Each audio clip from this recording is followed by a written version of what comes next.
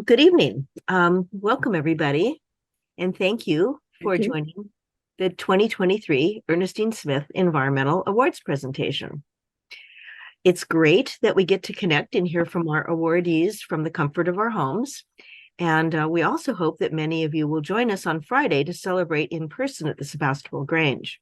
It's a big hall with lots of air circulation, and we're doing our best to make sure that it's a safe event.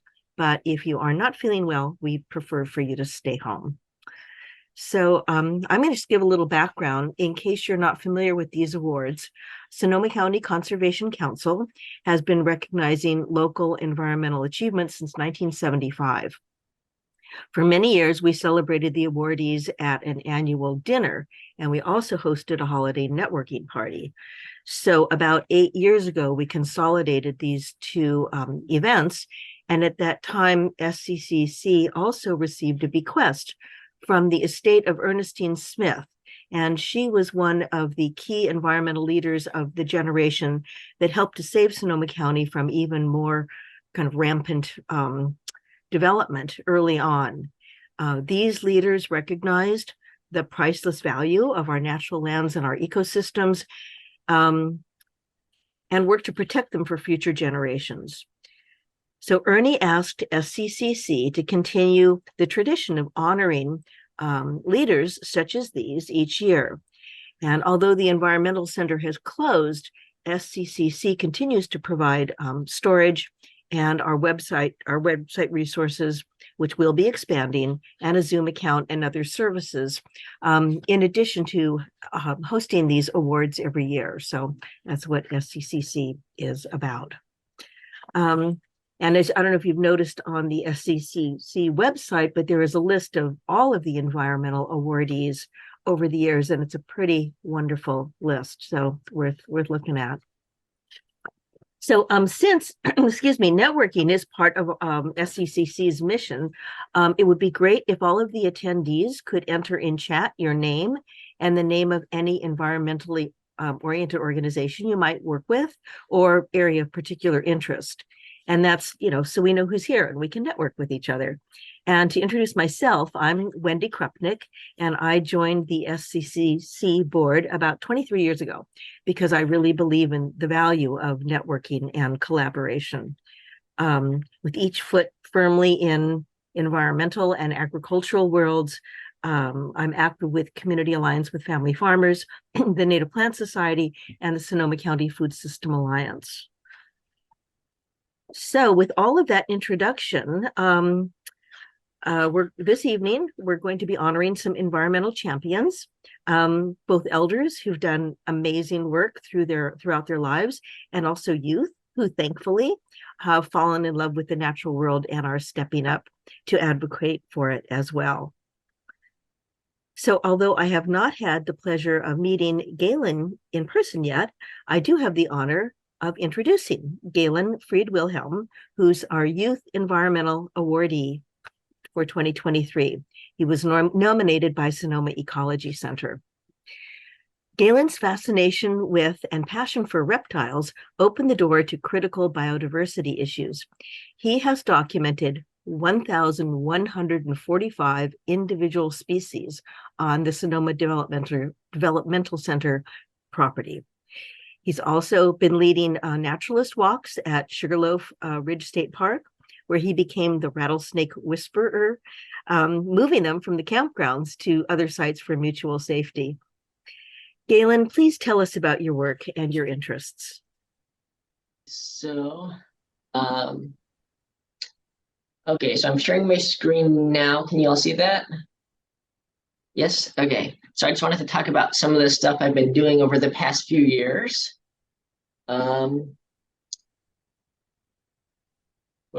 Okay, so this was at Sugarloaf Ridge State Park. There was at the Robert Ferguson Observatory, they had an astronomy event going on.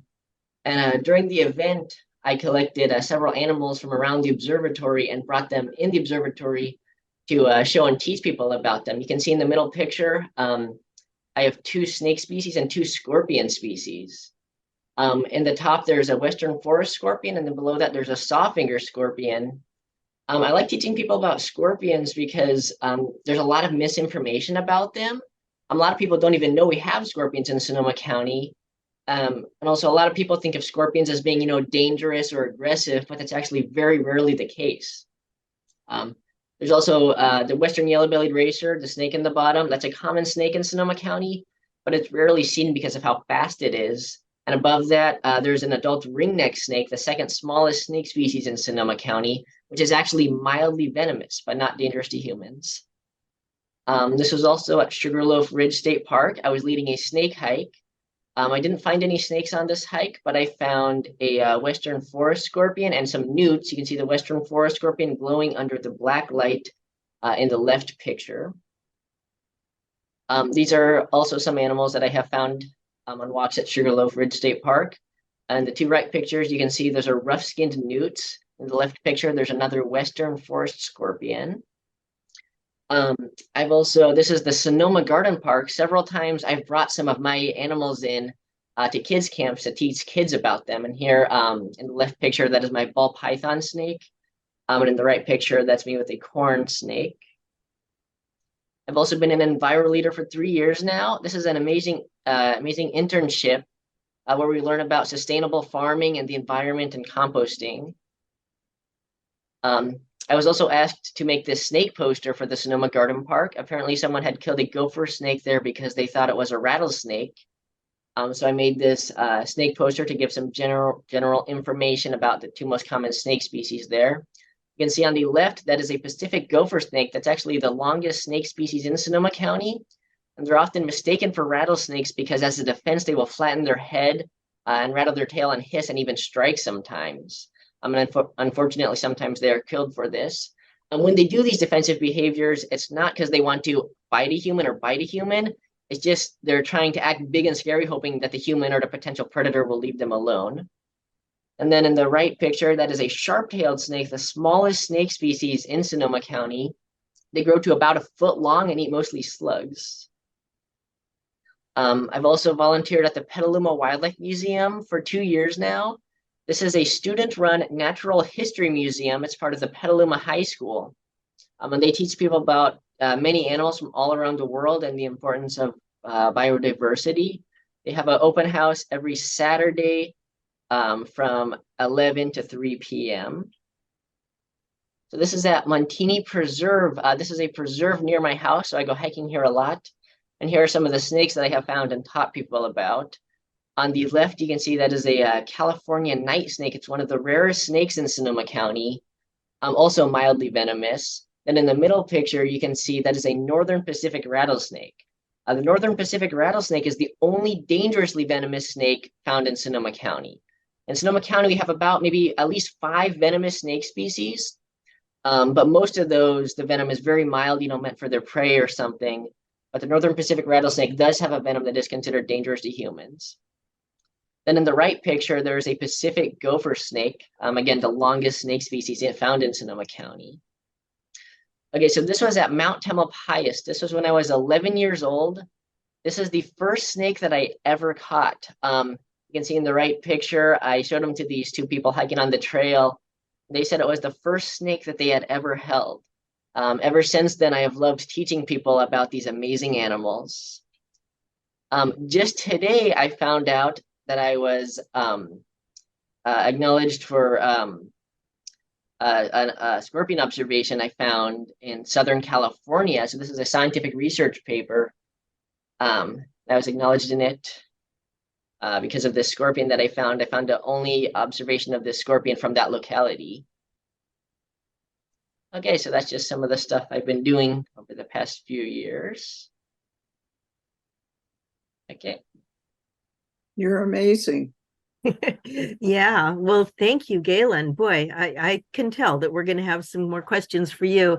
I should have mentioned that after each of the presentations, we are going to have time for questions and discussion with our awardees and hopefully maybe among the awardees and the other panelists. So there may be, let's see, I'm hearing that there's some issue with chat, although that was posted in chat. So I'm wondering if chat doesn't work, if we can use a Q&A function, or if there's another function that we can use. So we'll keep you posted on that. And I would say maybe meanwhile, for attendees, just jot down any questions or comments that come to mind. And, we can unmute you and talk about them when we get to that time. So, again, thank you, Galen. Yeah, I'm going to move us along then. The Lifetime Achievement Award is for those recognized as having devoted a major part of their lives working for the conservation and improvement of the natural environment in Sonoma County. It is now my pleasure to introduce one of last year's Environmentalists of the Year, Judith Olney, who will introduce Lifetime Achievement Awardee, Maggie Briare. So Judith?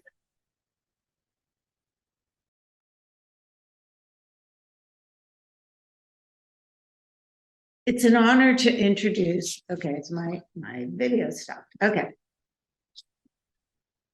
Thank you. It's an honor to introduce Maggie Briare for her lifetime of achievement in service of our Sonoma coast, especially one of our coast's true treasures, which is Bodega Bay. We all owe a great deal to those who have stayed the course over several decades. Maggie and the Bodega Bay concerned citizens have made a significant difference in the area of Sonoma Coast that continues to face extensive development pressure, development that threatens natural habitats such as wetlands, as well as the coast's rural character. I met Maggie when we were both chosen to be a part of MOAG, and I love the name of this group. Rue put it together in 2010, and it stands for the Mother of All Groups. So Rue formed one of the first coalitions bringing together leaders from groups across the county to learn strategies from each other. And I learned a lot from Maggie about requiring our public officials to enforce the standards in our land use and environmental laws, and especially about not taking no for an answer, as illustrated in a recent success story. When a proposed development threatened a federally protected wetland along Highway 1, Maggie submitted an appeal to the Coastal Commission. Sadly, the appeal was denied. Maggie then took her case to the Board of Supervisors, and when she got to the supervisor hearing, with no notice, the supervisors meeting was closed to the public. But she stayed on and insisted to be able to stay and observe the hearing on live camera. As expected, the supervisors denied the appeal. Undeterred, when she got home, Maggie prepared a packet of archived documents, including a letter from then President George Bush Sr., directing the county to zone the parcel as federally protected land. She sent the packet to the executive director of the Coastal Commission at the time and her supervisor.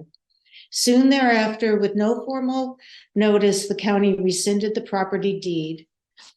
So I guess another moral of the story is never get rid of your files. And with that, I hand the mic to Maggie.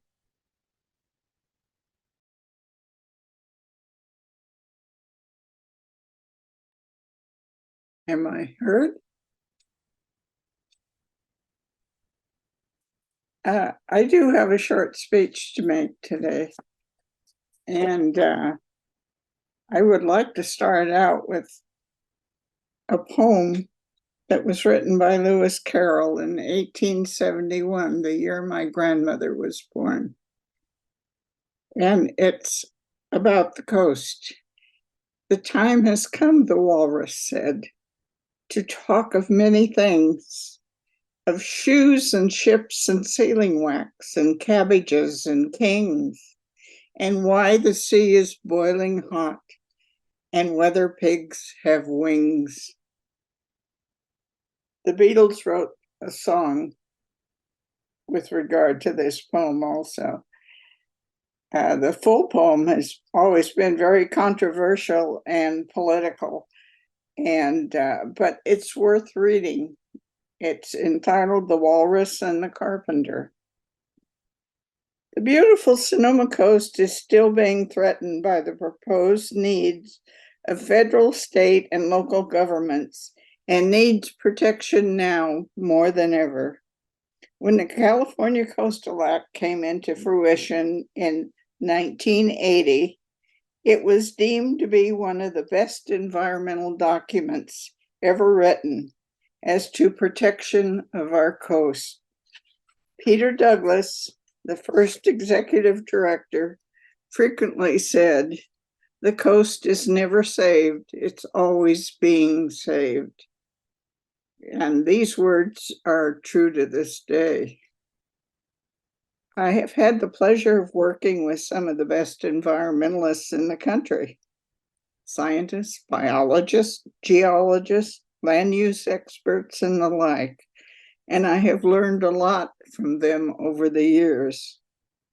I have also had the opportunity to work with some of Sonoma County's best, who are members of Save the Sonoma Coast, some who have received this award in the past years, and many others too numerous to mention who have dedicated their time and talents to the cause. I'm proud to have been able to work with them on the local coastal plan the past few years. It's an endeavor that is of great importance to the future of our coast. Sonoma County's Permit Sonoma has been unable and unwilling to write a proper document for many years now. And it is now up to the knowledgeable people in the county to decide what will happen in the upcoming years as to development along the coast. We are presently awaiting the county's submittal to the California Coastal Commission to take place before the document can become the accepted procedure. We urge many of you to help us take up our cause before the Coastal Commission. I was in Bodega Bay when the PG&E started to build their planned nuclear plant at Bodega Head. It was there that I was introduced to Bill and Lucy Cordham and their family. I was in awe with their dedication to the health and welfare of our area. I quickly became one of the ironing board group who set up our ironing boards in an area on weekends and covered them with information regarding the project. We also walked the neighborhoods, spreading the word and asking for help in defeating the project. It was through the public's help and hard work that the project was denied. And I still live by Bill Cordham's words: never stop and never give up. The future of this and other areas depends on the participation of the public in the decision-making process. Many of you are unaware as to the actions of our county agencies. I have urged the Coastal Commission for many years to change their present permitting process, which allows Permit Sonoma to issue all coastal building and development permits in our unincorporated areas. This has led to a widespread misuse of power in our county. Permit Sonoma has been amending the regulations by issuing improper use permits and adopting the pay-to-play policy, which allows their planners to work with and receive payment from developers to help get their projects approved. This has led to widespread unwarranted development that has deeply affected our environment and its habitat and the people who live here. Bodega Bay has lost over 85% of its wetlands and all of its saltwater marshes that once contained steelhead, rare plants, and birds, along with some of our open space. We can no longer look the other way and must take a part in the decisions of our elected officials. Our future depends on it.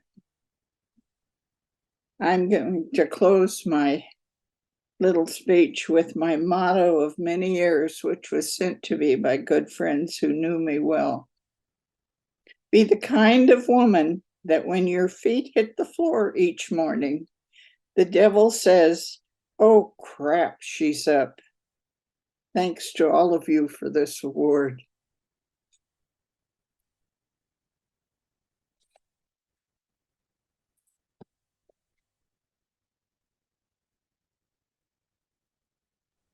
There we go. Wow, thank you, Maggie. That's wonderful, and I'll I hope you'll remember. forgive the language, but Oh, I love it. I'll try to remember that when I get up. I've given that to many of the women I've worked with, and they've all appreciated it and used it. I think it could apply to the men as well, to pretty much anybody. Yeah, that's great. Well, again, thank you. And we are all grateful for the incredible work that you've done. And we need to continue doing this critical work. So even though we thought we had this webinar technically totally dialed in, it turns out that for some reason, chat isn't working. So, but we do want to get, unfortunately, that we're not also going to be able to unmute the participants, and I don't quite know why, but I guess we've got something with the way it's set up. There's an alternative, though. If any of the attendees want to email at SCCC, that's 3 C's, 2, the numeral 2, at sonic.net with any comments or questions for the panelists during the Q&A session, we can, relay those comments or questions to them. But it looks like just those of us who you see on the screen are going to be able to actually talk. So that email again is SCCC2, number 2, at sonic.net. So we'll try to patch it in that way. And I guess you'll just have to show up on Friday if you want to talk more in person. So again, thank you. So Norman Gilroy has been another pillar of our community, especially Sonoma Valley, where he's lived and farmed with his wife, Shelley, for over 30 years. I'm very happy to be able to introduce Norman as a Lifetime Achievement Awardee, as I personally have gotten to work with Norman through our chapter of CAF for over 20 years. I could go on at length about Norman's many contributions, but will bite my tongue and just say that without his enormous knowledge, experience, clarity, our CAF comment letters would not have gained us the respected voice of ecological farming that I feel that we have achieved. So I would like to introduce Norman Gilroy, our other Lifetime Achievement Awardee. Well, thank you. I'm coming through, I hope, yes? Okay. Well, I'm honored by the award, totally surprised. I mean, it was one of those things that you never expect to have happen, and there it was. So thank you again to all who made that possible. It's an honor from my peers, and I much appreciate it. I also find myself honored to walk in the shoes of some old friends who won this award before, mentors too. Bill Cordham from 1999, George Ellman from 2001, who was an old friend, Ann Teller, 2014, and then in 2019, Ted Elliott, who was an old friend and mentor and a plotting partner in the Sonoma Valley, and his wife Pat, who supported both of us in all kinds of ways. So I'm in good company and have a lot to look after. I'm also impressed to be with Galen. Well done, Galen. It's nice to see the young generation here. We much need that. Yeah. A lot of us old farts here are on their way on beyond, and hopefully you're bringing up the next generation, or maybe several generations from now on. So really appreciate you being here. I was a little daunted by the idea of it being a lifetime achievement award. It ain't over yet for me. In fact, I feel like I'm just starting in some areas. So don't think I'm going away as a result of this and retiring quietly into the dark. I also find it strange to be honored for doing something I enjoy so much. I mean, this is not work to me. This is fun to me. It has been for 50 years or more. And the Sonoma County part of it is just the application of what I've done all my life in different ways. Trying to bring problem solving as a base, bringing the big picture into play with the small pieces that make it possible, trying always to connect the pieces together and see where the solutions lie, and trying to be for something rather than against something. I think a lot of us in the conservation field spend a lot of our time opposing things, and we kind of get a bad rap for that from others who are not quite as dedicated perhaps as we are in that regard. But I think actually many of us look for solutions too, and they're maybe hard to find in some of what we do, but I think they're worthwhile looking for. We're trying to do that at SDC, still trying to do that at SDC. We haven't gone away on that. We've been doing that in the Kenwood, in the Kenwood area with Vatma, et cetera, et cetera. So it's well worth, I think, thinking in terms of what we can do to make change happen in a positive way. The fun part of it is this has taken me around the world. I worked on 4 continents, worked for 50 years. Some of it was coastal management. Maggie, we had the first coastal management conference in California on the day that Jerry Brown signed the legislation back when you were talking about, and we worked bringing Europeans and others who had experience in coastal management to California to help work out how we would do it, and then later on took California's methods of the management of the interface between land and water back to places like Holland and Venice and others, where some of those same principles have been adopted now. So those were the days when it was work for pay, but at the same time it was having fun doing it. So then Shelley and I both had the good sense to get off the airplane and become farmers, and we've been doing that for 25 years until Shelley finally retired somewhat from the local farmers market routine. But in the meantime, I've been working with CAF. Started with CAF back in the 90s, and have been on the policy committee for 25 years, working with Terry Harrison and Wendy and others. And that has been an experience of often having to deal with projects as they came up, and just simply trying to tone them down, change them around, make them so that they were at least compatible with what we saw as what existed on the land and in the communities, and at the same time to be able to, I guess, advance an ethic as it related to the role of the environment in the decision making, and to sort of make a balance between people and the environment, which I think has been the key to most of my work in the past many years, and I think shows through in the work of organizations like MOAG, and again, one of those organizations that brings together other organizations and has a tremendous power of letting us know what's coming up in advance, being able to respond well, find each other to be able to get others to respond, etc. So those experiences have been quite wonderful, and I recognize people here from all of those those points of view and beginning points. BOTMA has been a consistent activity of mine. I don't serve on the board because I'm from the south end of the valley, and that BOTMA tends to be from the north end, the Kenwood end. But I did form Mobilize Sonoma in recent years as an attempt to bring together the activists in the south end of the valley who could actually have a joint voice through that organization.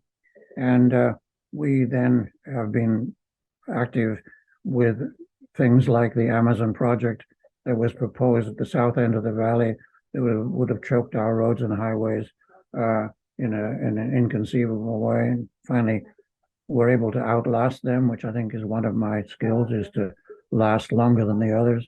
And they went away, so it was fine with us.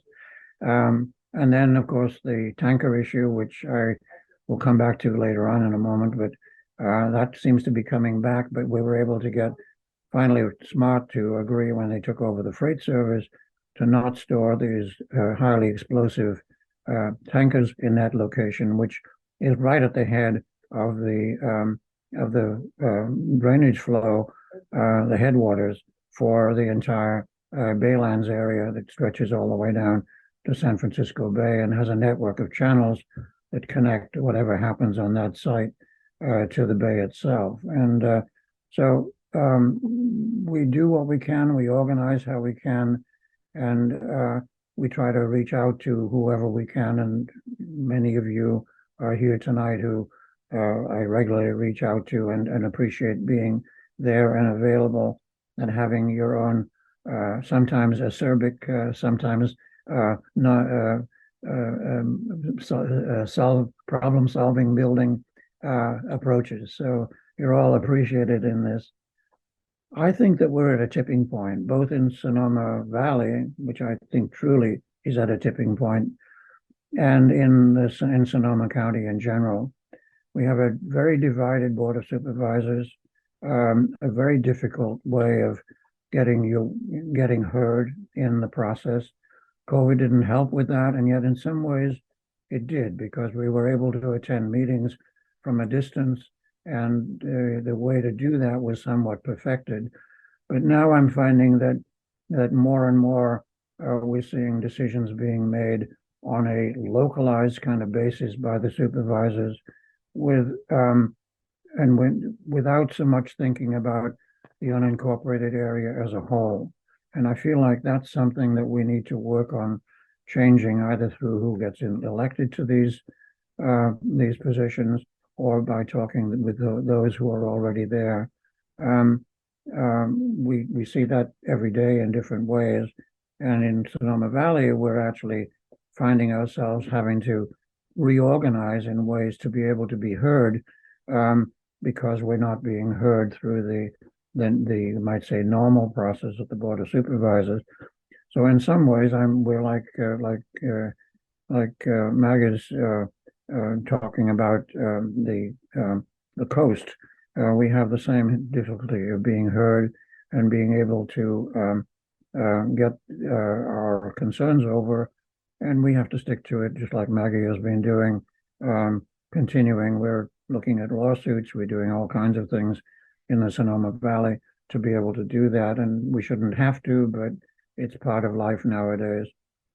I think beyond that, we're looking at a national and international division that's going on, which is very hard to deal with, and it's a sort of a them and us kind of situation so often. And there's a need for us to work together, and I believe in this group that's on the screen now and around us, I think we have the beginnings of that.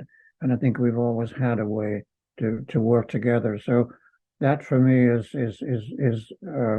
is an important piece, and it's important to be a part of it and to be today honored by this recognition.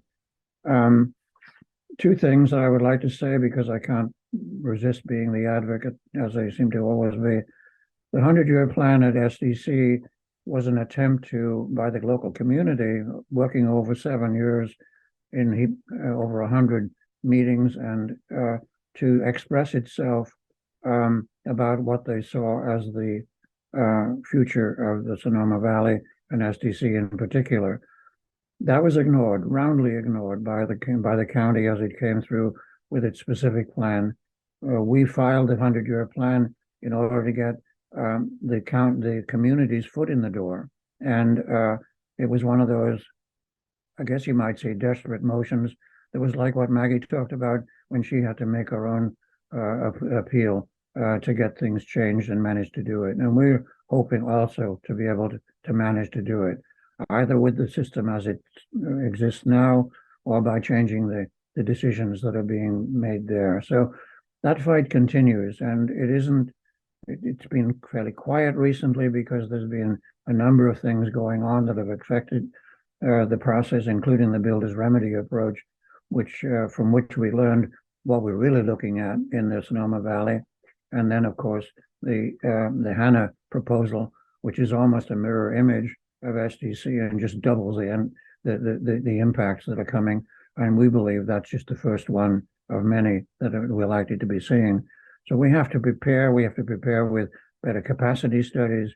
We have to prepare with better understandings of how evacuation works. We have to prepare for better traffic studies and things of that kind, because the ones that we're using now just simply don't work and don't even seem to refer to their own information in a proper way. And all of that, I think, takes us working together, because these things apply across all of the parts of the county. And for that matter, in Marin, I take the IJ every day because Marin is experiencing the exact same things we are.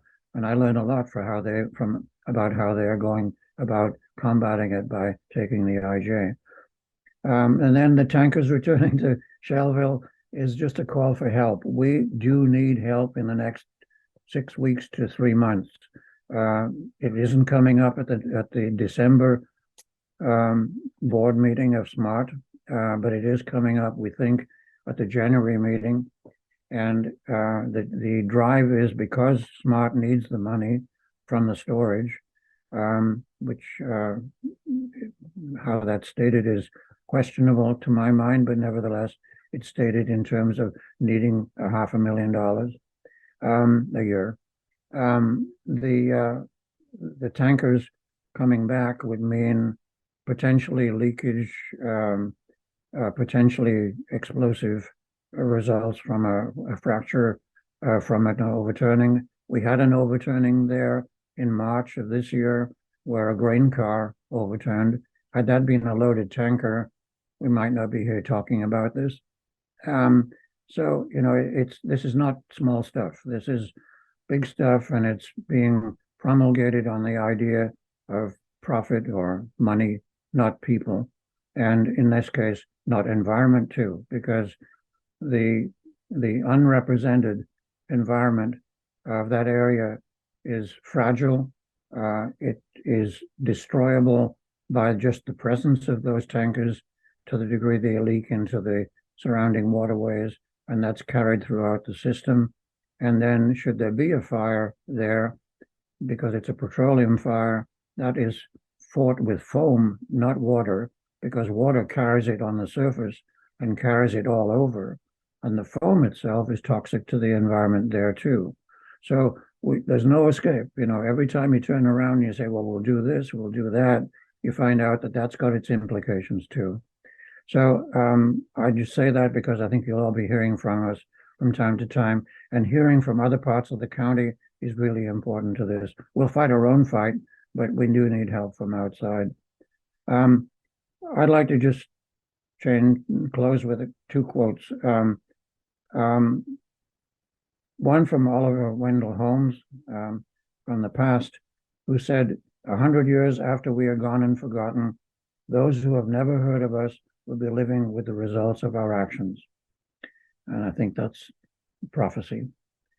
And then Bean Anderson, who is a member of our Next 100 team, will often end a presentation by saying, do it right, and our children and grandchildren will thank us for it. And Galen, back to you. I think we need to be thinking in long terms. We are thinking in 100-year terms. It says with SDC and with the Sonoma Valley and the plans we're looking at there. And it boggles some people's minds because thinking 5 years ahead is a long time. But in fact, we are preparing the ground for what will happen 20 years from now, 50 years from now, even 100 years from now. If the people are in control of SDC all of that time, they'll have a hand in the future. If it's in public ownership in that all of that time, we'll have a way to leverage what happens in the future. If we lose those things and it goes to private development, it'll be divided up. We won't have those things. And so just in closing, I just want to say, think long, look for solutions, be in support of something. And thank you again. Thank you. Well, thank you. Excuse me. Thank you, Norman. Clearly, you are still very engaged, and we are very grateful for that. Yeah. So I'm going to turn our attention now to our two environmentalists of the year, Kathy Pons and Sonia Taylor. They're two women who worked tenaciously to protect our environment for decades. Judith will introduce Kathy. Thank you.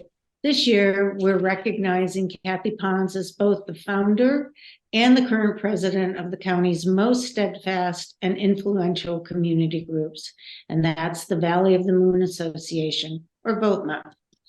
We are also recognizing Kathy's long-standing role in mentoring and providing support to other groups. This has led to tangible results in Sonoma Valley and countywide. 20 years ago, VOTMA, a community group that was definitely ahead of its time, mobilized its members to compile land use data and then, directed by Norman Gilroy, assess the impacts of the proposed tourist-related development on groundwater resources and rural character. Kathy was also involved in the formation of the Sonoma Valley Groundwater Management Plan, with volunteers measuring groundwater levels in wells long before the state mandate for groundwater sustainability areas. VOTMA's 2004 Carrying Capacity Study, which is titled Choices for the Future, provided valuable cumulative impact analysis for the general plan effort. The study, as well as additional work by Kathy and the VOTMA directors, continue to provide data-driven analysis of impacts and oversight for proposed developments. We started working closely with Kathy in 2012 when she and Norman actually brought community groups from all the wine valleys together, West Side Road, Dry Creek, West County, and along with Sonoma Valley, to jointly advocate for winery event regulations. After multiple presentations to the supervisors, the winery working group was actually launched in 2015. One key result of the stakeholder effort was a county-funded road capacity analysis for the Sonoma Valley area of concentration. Of course, now we fast forward a decade, and instead of traffic constraints just being a nuisance, we are now aware that this congestion impedes safe wildfire evacuation along Highway 12 corridor and elsewhere in the valley. So currently, as Norman spoke about, the Sonoma Valley is under immense pressure for large-scale residential, hotel, and commercial developments that are being sited in rural areas. This includes the Sonoma Development Center, the Hannah Housing Development, and the Kenwood Ranch. These huge projects are really intensifying the need for additional carrying capacity and cumulative impact analyses. So once again, in 2023, Sonoma Valley has mobilized a diverse set of local and countywide groups to advocate for natural resource stewardship and sustainable development. And Kathy, we give a heartfelt thank you for all you do. Thank you.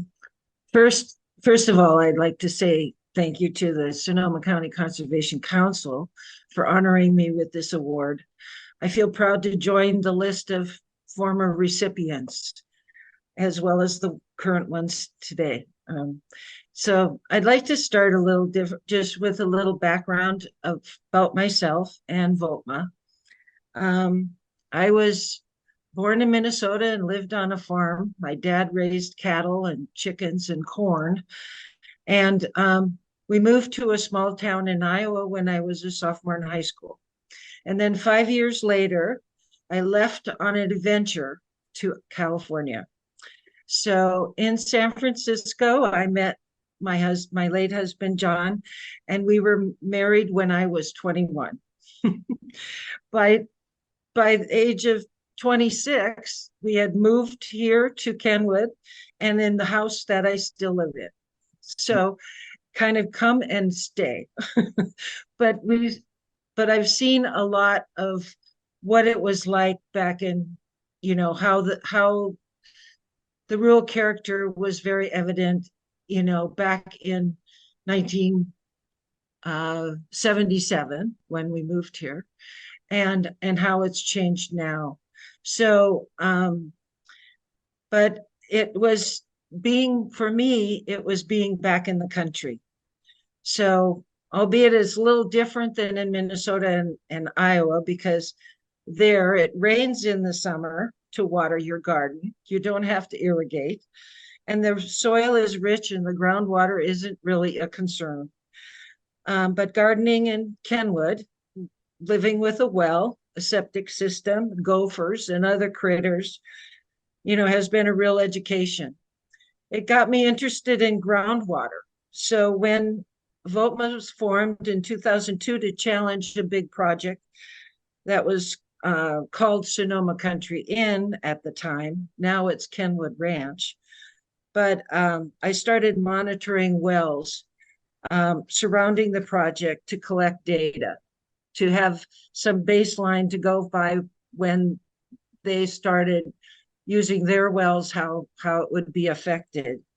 The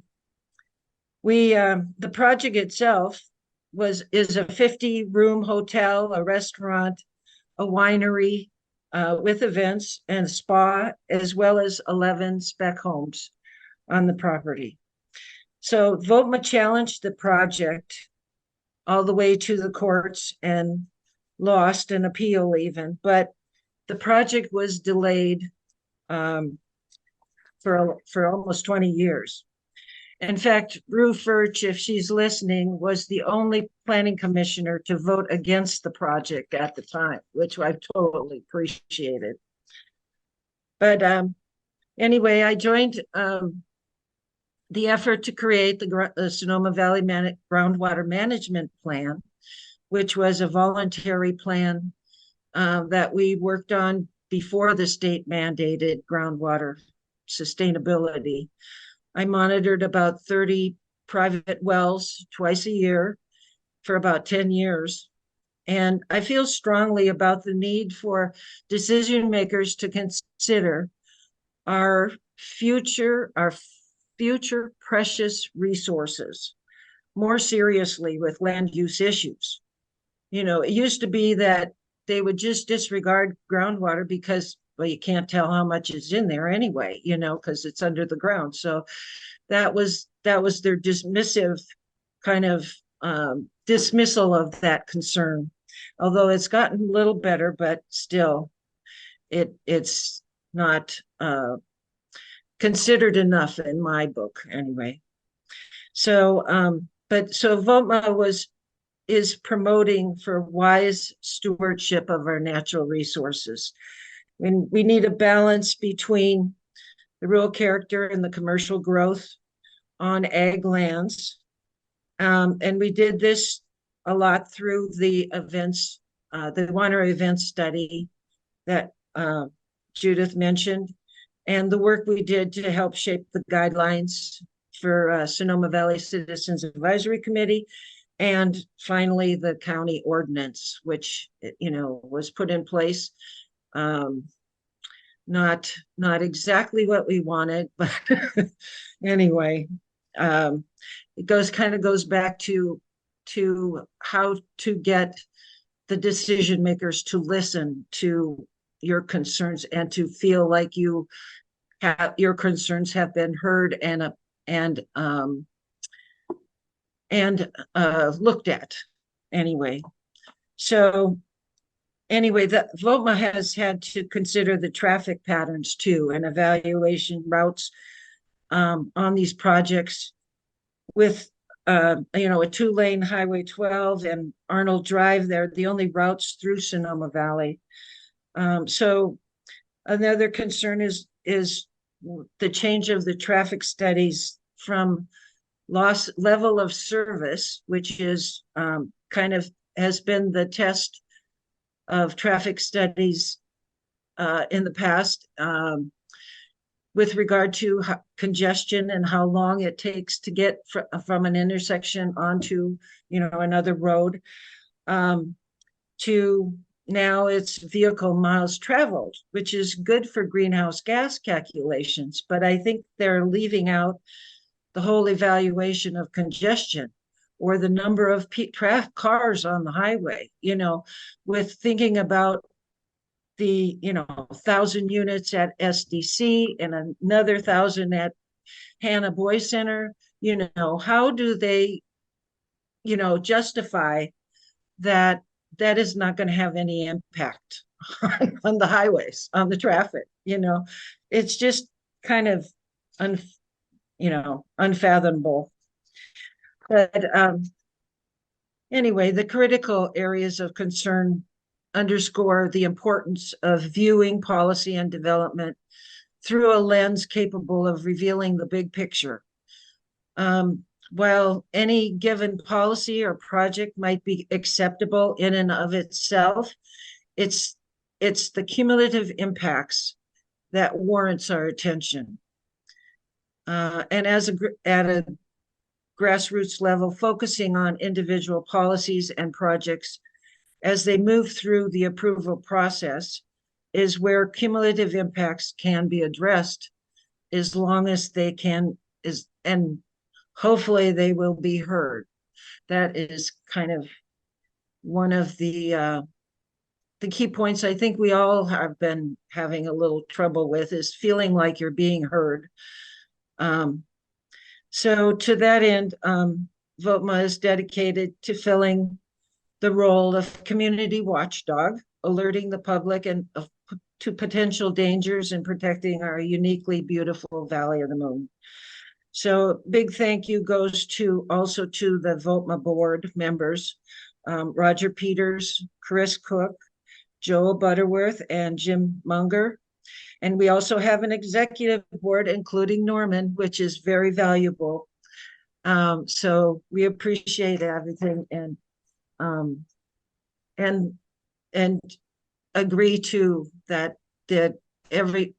working together on a county level is what we have to do, because being in an unincorporated area, you need 3 supervisors to get anything done. So it has to be more county oriented to help each other. So thank you. Thank you, Kathy. Wow, I had no idea about all that groundwater work that you've done, and I totally agree about that need for collaboration. So thank you so much. Excuse me.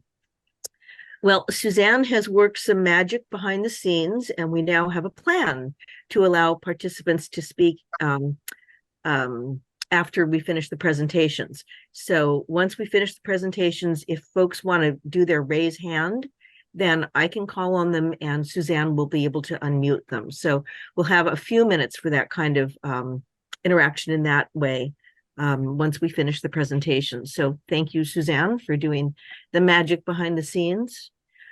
So now I'd like to introduce Debbie Epstein, who was another of the 2022 Environmentalists of the Year, and she will introduce Sonia Taylor. So Debbie, there you are.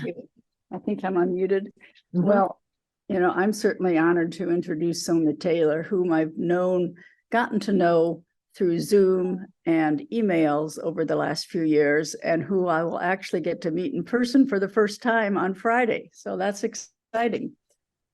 This is an environmental award, and I call Sonia our giant sequoia.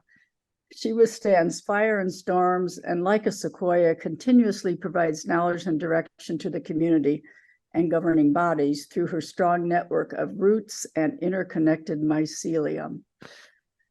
Okay, now to get on to what she's done. And I was told to keep this short, so I'll limit it to only 2 more sentences, but I'll take the liberty of Sonia's method of putting a lot of information in each sentence. So here goes. Sonia is a tremendous force for betterment of our community. She works tirelessly, sorry, that was a comma, not a new sentence, working tirelessly and often behind the scenes towards achieving good policy and, importantly, actions for fire safety housing, especially affordable housing, and the environment, defending CEQA, working on the general plan, and whose name is synonymous with seeking safe development for Sinead Road, which she succeeded at once, and I know she'll do what is humanly possible to succeed this second time around.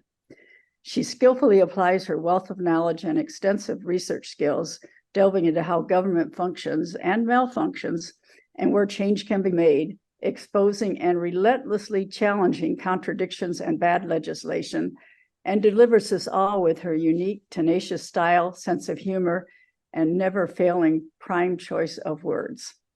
And on top of that all, she's also an excellent graphic design artist who helps further campaigns for good people. So without further ado, I'll let Sonia tell you the rest. Sonia? That's good enough. I really am deeply honored by this award. I'm a little flabbergasted, actually. I like to operate under the radar. I don't like anybody to actually pay any attention to me as I go around writing nasty letters and skewering elected officials when appropriate. But I was thinking about this award, and it occurred to me that the only reason that I do what I do is because of the help of 3 people very, very early on. First, Wayne Goldberg, who was the director of the community development in Santa Rosa. There was a project happening up the street from me, the fabulous Home Depot project on Moving Mountain on Mendocino Avenue, for those of you familiar with Santa Rosa, that I was very unhappy with. And he actually helped me, pointed me in the right direction about how to actually be effective as an advocate. And he didn't do the work for me, but he showed me where to go and how to do it.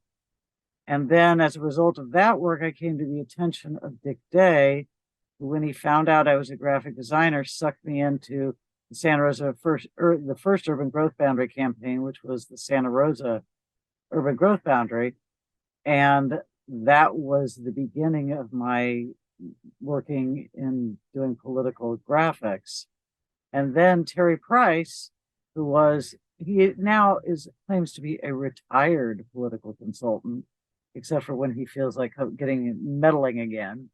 But he hired me and he taught me a lot about politics.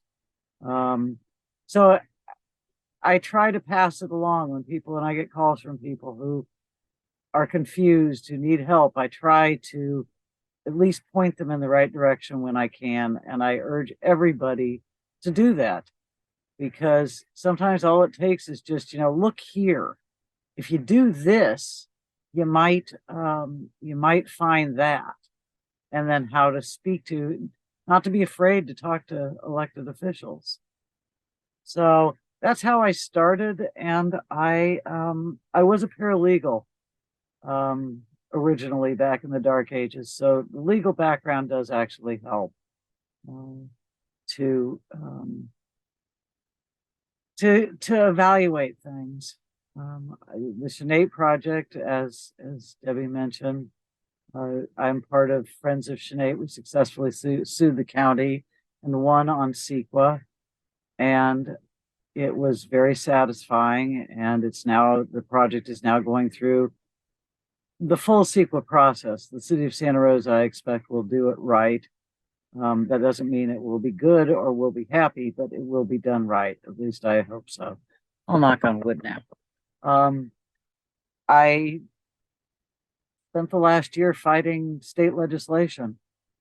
After the Tubbs fire, I have been very concerned about fire danger, about evacuations, about fire hazard severity zones. And I have been an affordable housing advocate for 25 years, but building more housing, particularly affordable housing and fire danger, strikes me as insane. And it makes me very unhappy that the state of California has seen fit to pass legislation making that not only possible, but easy and profitable. They also have my three favorite laws are CEQA, California Environmental Quality Act, the Brown Act, and the Public Records Act. And the state has been doing their best to eviscerate CEQA. I'm doing my best to stop whatever I can, or at least make it better. I use the Public Records Act regularly, and I urge everyone else to do that as well, because it would be nice if our officials would just assume that we all deserve to know what they're doing, but they do not. And getting evidence of what they're actually doing is actually really important. And of course, the Brown Act, which is very fun, filed 5 Brown Act complaints with the district attorney last year. She upheld 4 of them. Of course, no punishment, no harm, no foul, but at least I was right. Anyhow, I am very, those of you who know me are thoroughly astonished. I haven't used one swear word in this conversation, but I really am deeply appreciative of the award. Like Norman, I am going to continue doing what I'm doing, like all of us, and it's nice to be acknowledged. So thank you.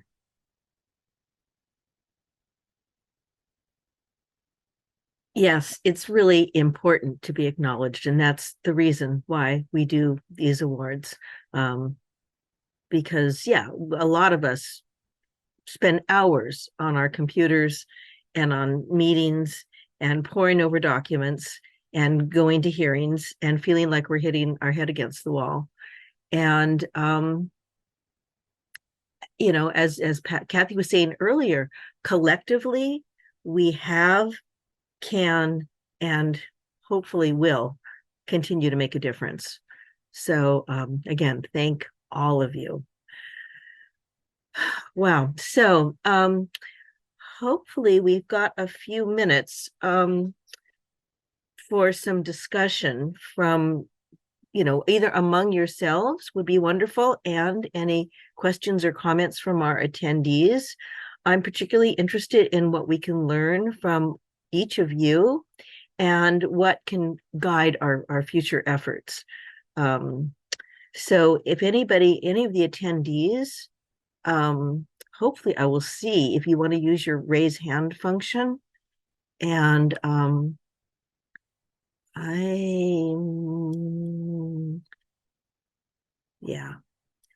may or may not be able to see that. It might only be Suzanne, who's technically the host, who can see a raised hand.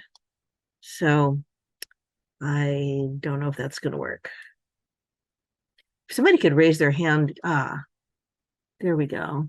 Let me see if I can figure this out. Well, someone has a raised hand, but I can't tell who. So Rachel, who's Galen's mom, has her hand raised, and Norma does. So let's start with Rachel. Suzanne, can you unmute Rachel?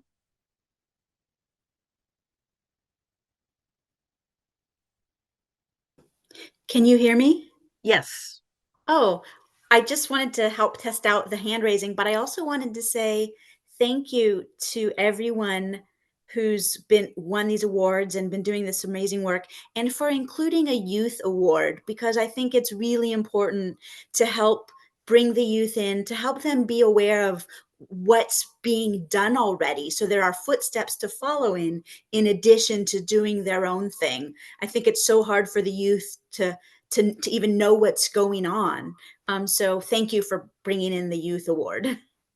Yeah, thank you. And I would love everybody's help with this moving forward, because a lot of us are older and aren't circulating in the circles where we know what the youth are doing. So for next year's environmental awards, any suggestions or outreach that can be done. We reached out to Sonoma Ecology Center because we know they have these wonderful youth programs, but so do some of the other great local nonprofit environmental organizations. So yes, Yeah. I agree. And Thank you. yeah. All right, Norma.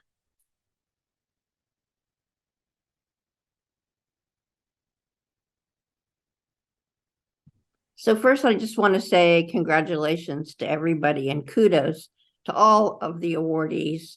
And for those who might not have seen my message, I just want to read it so that everybody on this call tonight hears what I have to say about Maggie.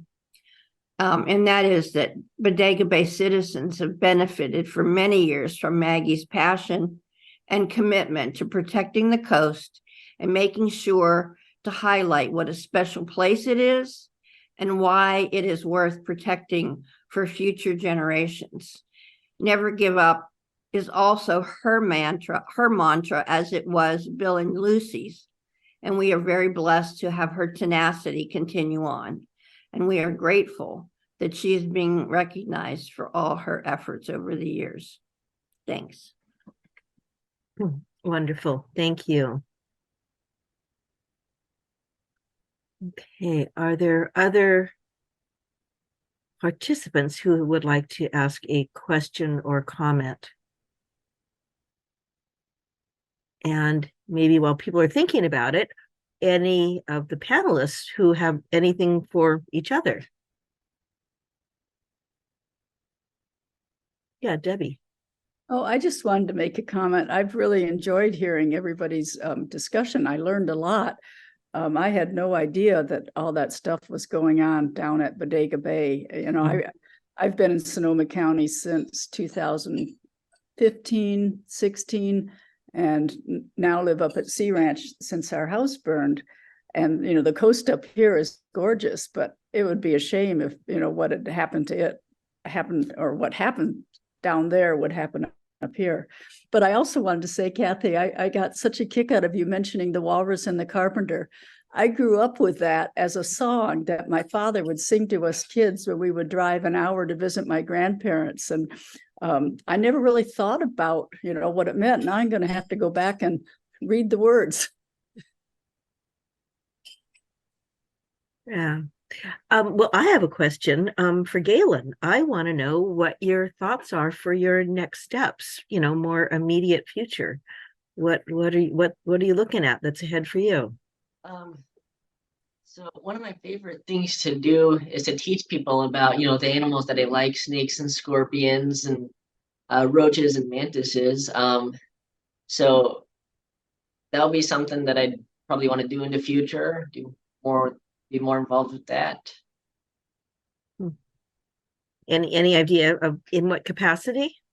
Or does that remain to be seen? It remains to be seen. Not Yeah. quite sure yet. Okay, cool. Well, on a very different front, I know Judith is really interested in this dilemma we have with local versus state control of a lot of our policy decision making. And Judith, if you want to address that verbally, or if there's some particular question you want to ask about that, suggestions, do you want input?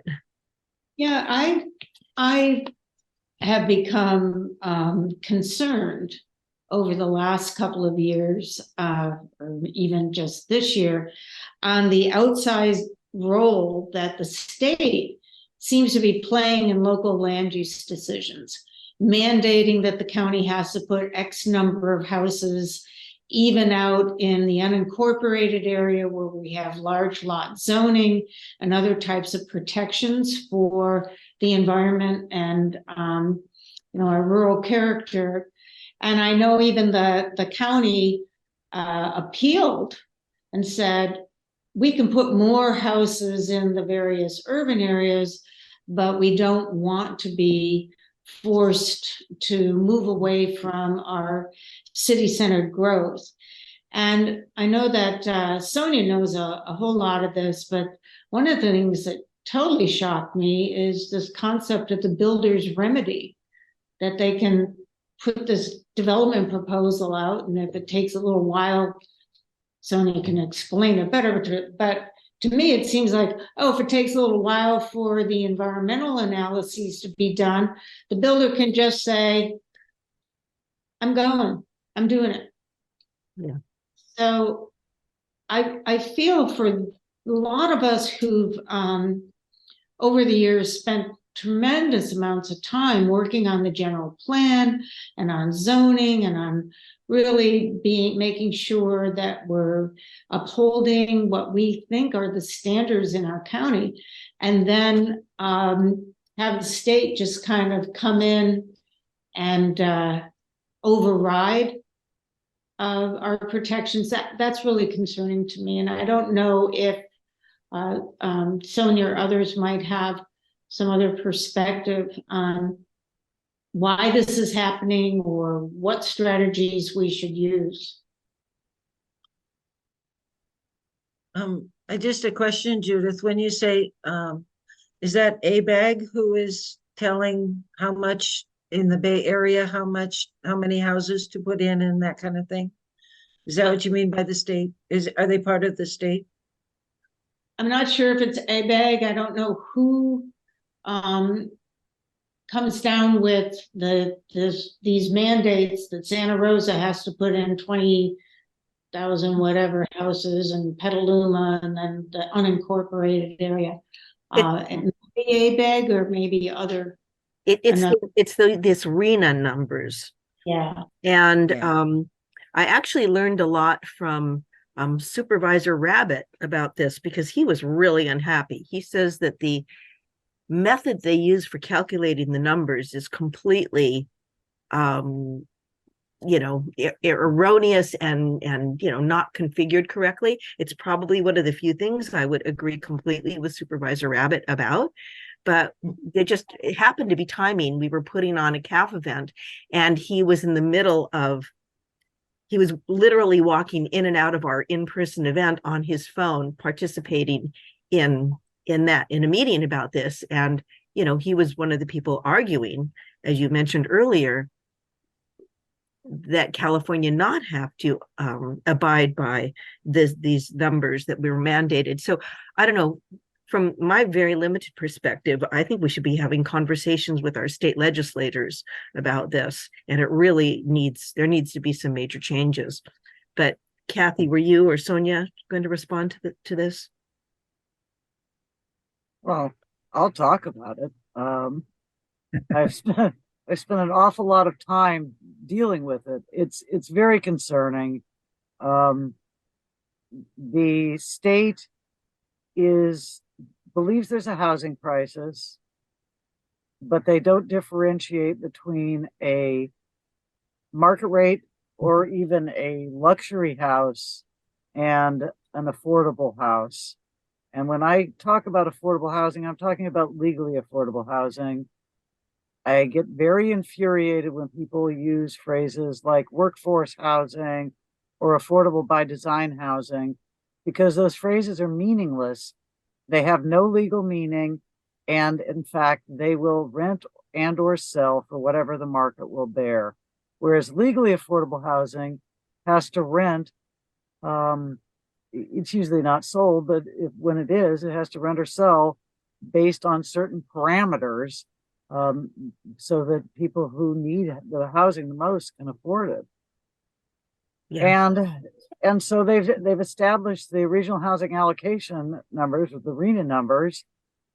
Then they came out there was a report after the RENA numbers came out saying our future population in California, they're now predicting, is not going to grow as fast, but they're not going to reconsider the RENA numbers that they assigned. There's discussion, the county was, and Sonoma County is far from alone from objecting to the appealing their RENA numbers. I think all of us were supporting the appeal. We want to have housing built within city centers. Some housing should be built in unincorporated areas for social justice reasons and equity reasons, if no other reasons. But the state really feels like they get to tell us what to do, and they really don't care what we think. There is a ballot initiative out for signature at this point. I believe, I don't know if it'll actually get on the ballot, largely being run out of Los Angeles. I believe it's Our Neighborhood Voice is what it's called. It essentially will attempt to take the state's ability to eviscerate local control away so that they would not be able to. I'm not sure that it would be legal if it passed. I think it probably would end up in court. But people are unhappy, and I think with very good reason. Yeah. Well, it's a huge issue. I don't want to get into a big discussion of this right now. I know, Norman, you probably wanted to respond to this as well. One of our other attendees had his hand up. So, and we're going to be a little bit short on time. Maybe, Norman, if you want to give a real brief response to this, because I do want to address these other issues. Well, brief is not one of my strong suits, but I'll try. That is true. Other